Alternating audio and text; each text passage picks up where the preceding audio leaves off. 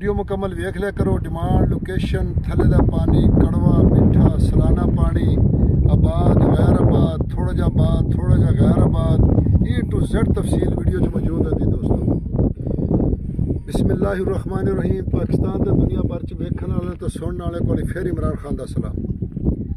तुसी वेख रहे हो Facebook page, YouTube channel Punjab ज़मीन ऑनलाइन ते मैं तुहाडा दोस्त मोहम्मद इमरान खान।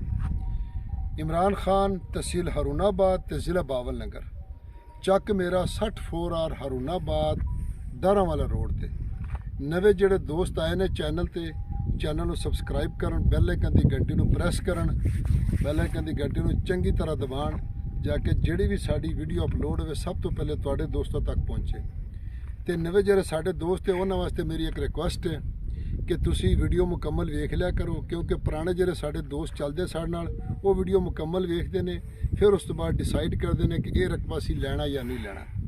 ते नवे साडे दोस्त अक्सर फोन करदे ने, कॉल करदे, रिंग करदे ने कि रकबे दे पुछदे ने, लोकेशन, डिमांड, हालांकि सिर्फ थंबनेल देख के ते कॉल करदे ने।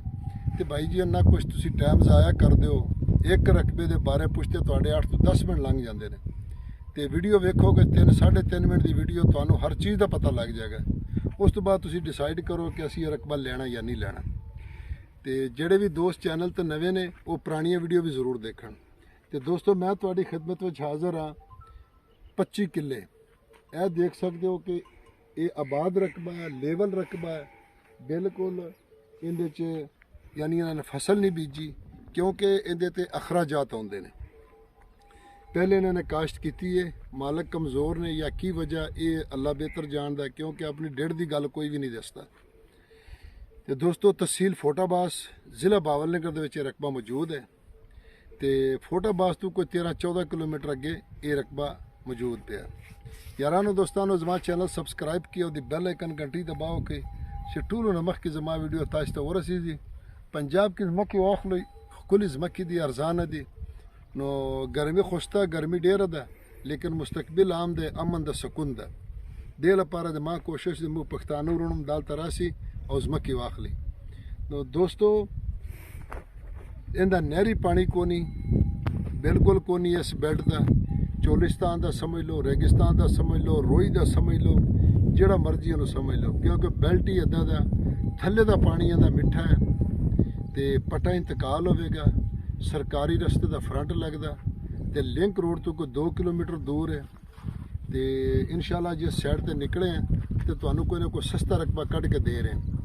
तो गुजारिश है कि तुसी वीडियो को मुकम्मल वेख लिया करो। कुछ सारे जेरे साढ़े प्रॉपर दोस्त ने वो कमेंट भी कर रहे हैं, वीडियो ने शेयर भी कर रहे हैं। असी उन्होंने शुक्रिया अदा करने, तुसी भी वीडियो लाइक शेयर करो। तो बाकी इंशाल्लाह असी तुहाडे वास्ते दुआ कहोंगे, तुसी साढ़े वास्ते बनो ताकि तुहाडा साडा अल्लाह करे रिज़क रल जाए। तो दोस्तों डिमांड इहदी है कि ये सिर्फ 11 लाख रुपया। हुण इस दौर च 11 लाख रुपया कोई शै भी नहीं है। टरपैन तुहानू खुद लवानी पैनी, थल्ले पानी मिठा हैगा। तो बाकी इहदे च डेरा शेरा कोनी, ना कोई टरपैन है।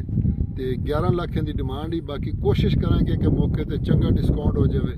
बाकी अगर नसीब च है तो इंशाल्लाह तुहानू मिल जासी, ना है तो फी ईमानिल्लाह। अल्लाह हाफिज़।